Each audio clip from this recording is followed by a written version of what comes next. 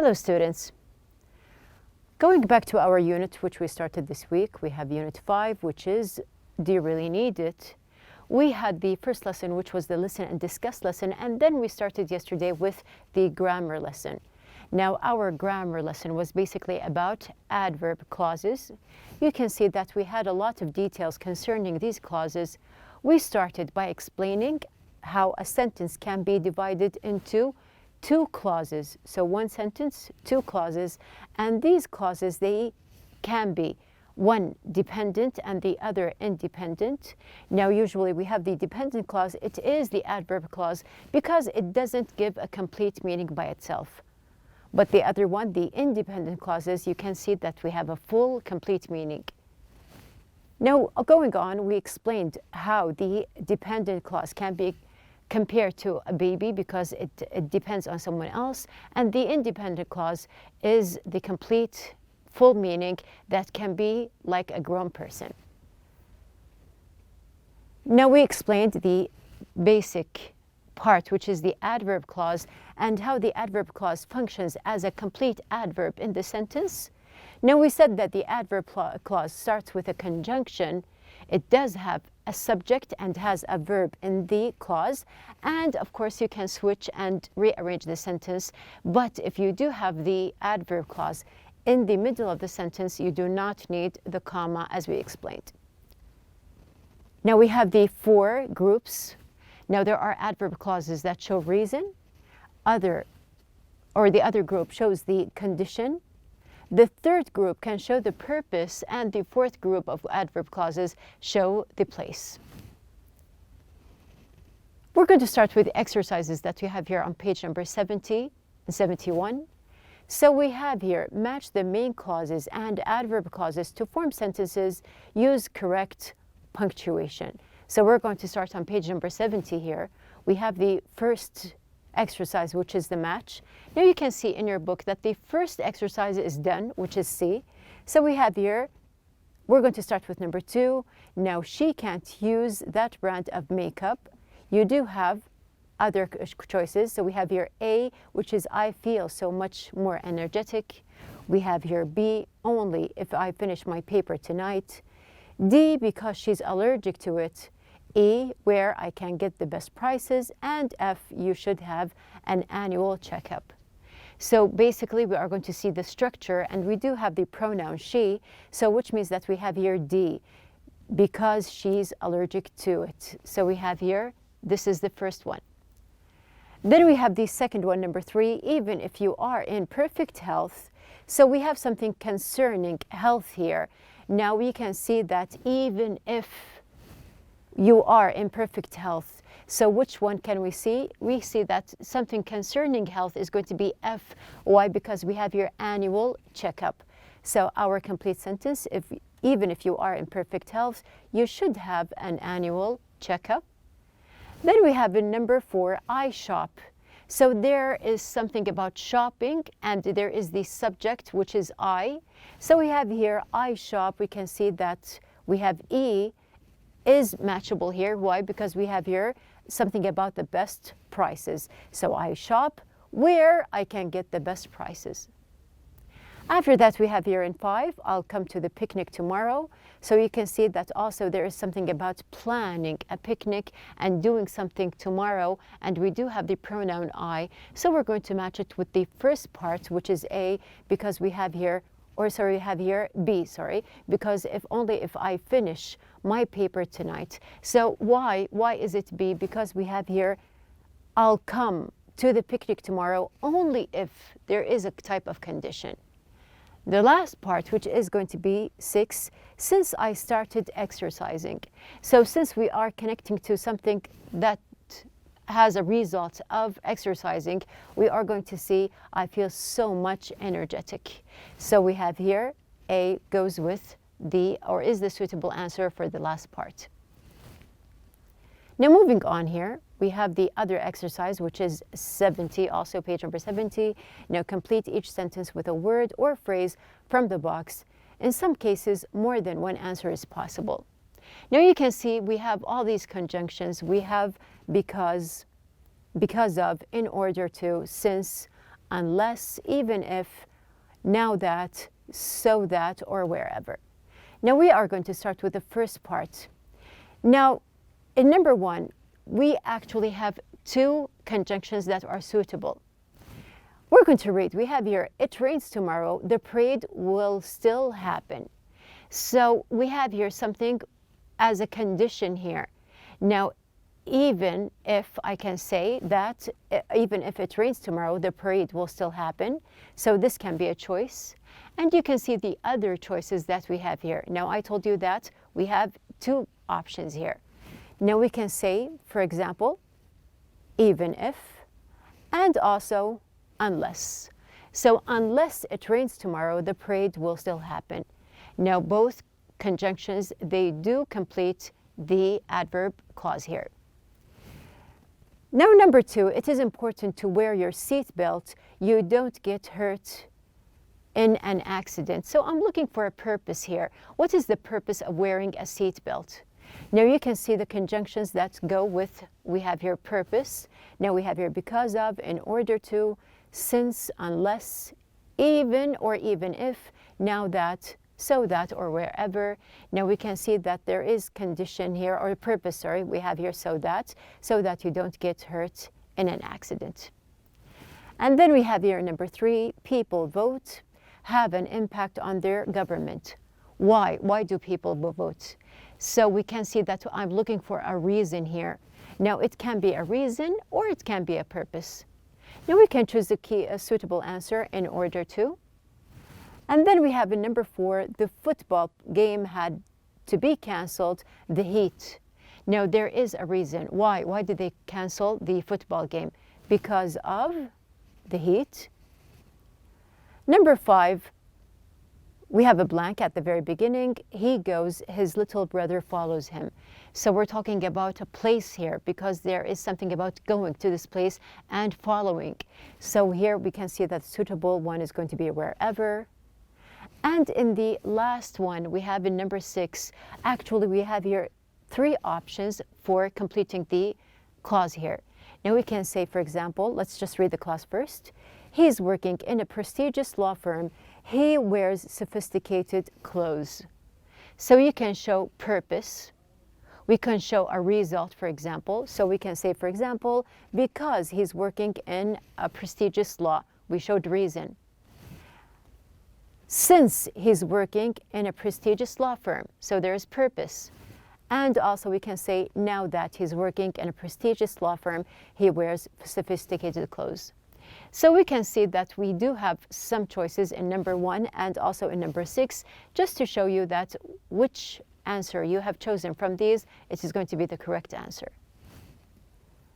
Moving on with our third exercise, which is on page number 71, we do have here, combine each pair of sentences using the appropriate word or phrase in the parentheses. Now we can see that we have here, this is just an example. Now we have here, I'll buy an electronic book reader, and the other sentence, I won't buy it if it's too expensive. We are going to combine together, link them together using an adverb or a conjunction. We have here an adverb clause actually. So they have some choices in the book. We can see that the suitable choice is going to be unless, and then they join the two sentences together. We have here, I'll buy an electronic book reader unless it's too expensive. Now this is already done in the book. We are going to start with our exercises. Now we have here, we're going to use a map. We have no idea how to go there. Now we have here two choices. We have here since and so that. We're going to use a map. We have no idea how to go there. So I need help.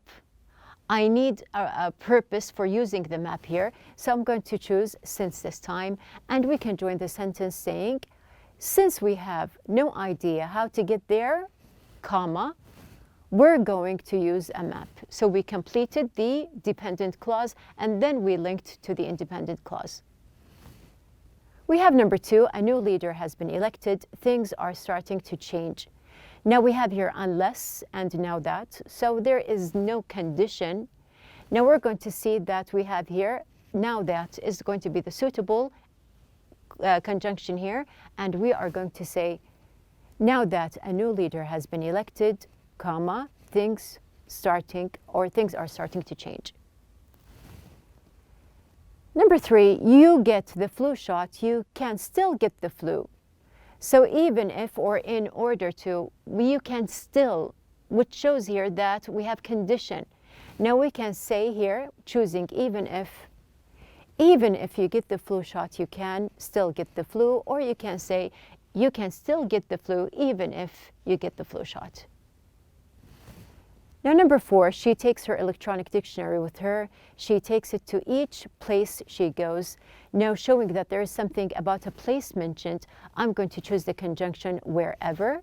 So joining our 2 sentences, she takes her electronic dictionary with her wherever she goes. Moving on, we have number 4. Or number 5 here. Number 5, you want to go to a top-tier university, you must have excellent grades. So we have here condition. We're going to choose if here, and completing, if you want to go to a top university, comma, you must have excellent grades.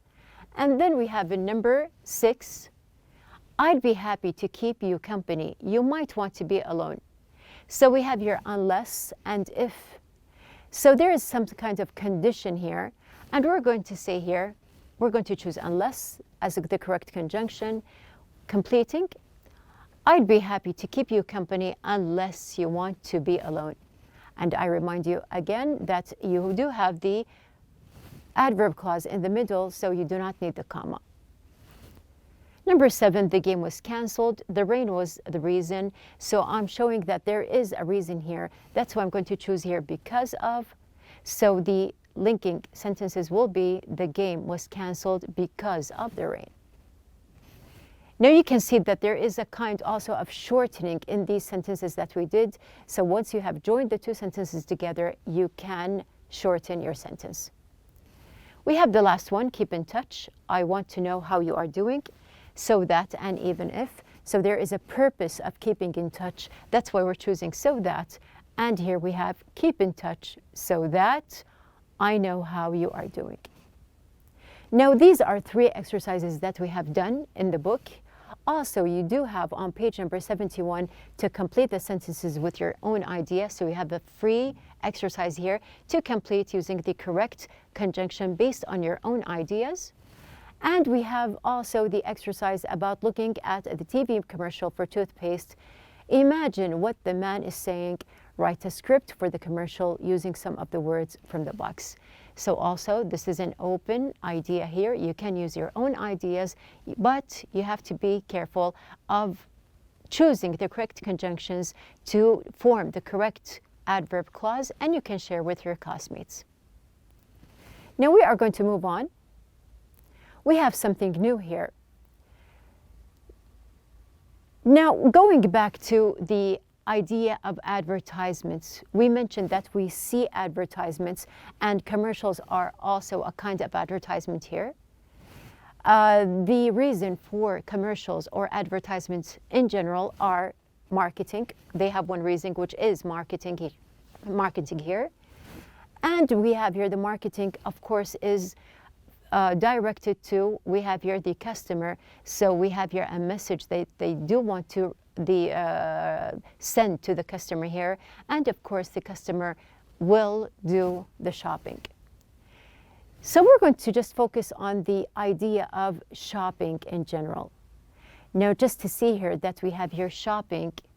Now just to connect with our lesson, which was the grammar here, let's just use the conjunctions. Wherever you go, you can find places where you can shop. But now that a lot of people shop online, shopping malls and stores are not crowded as before.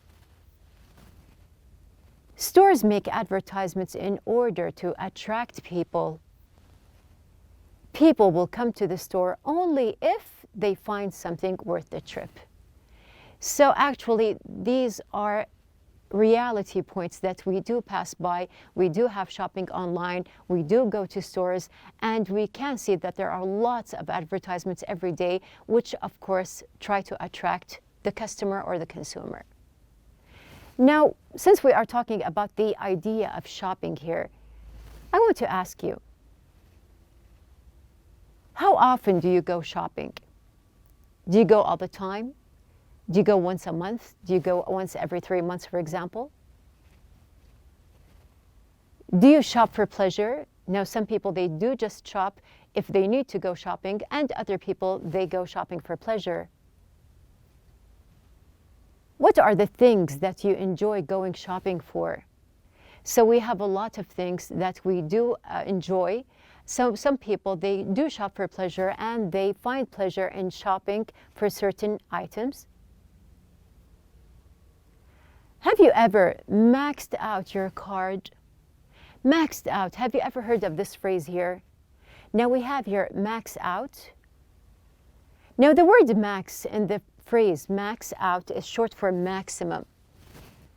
A related expression is to the max, meaning to the maximum point. So I have reached the highest point or the lowest. We have here the maximum in general.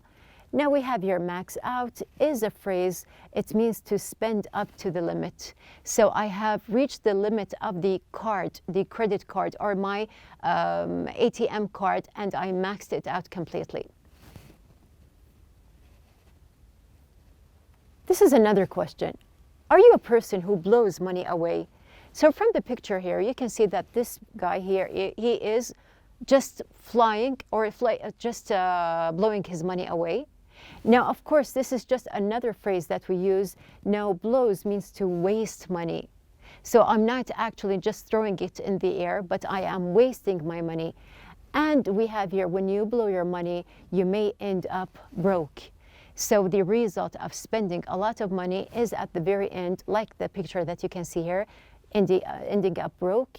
So you can see like this man here, he is out of money. So broke here is just a phrase used to show that someone doesn't have money.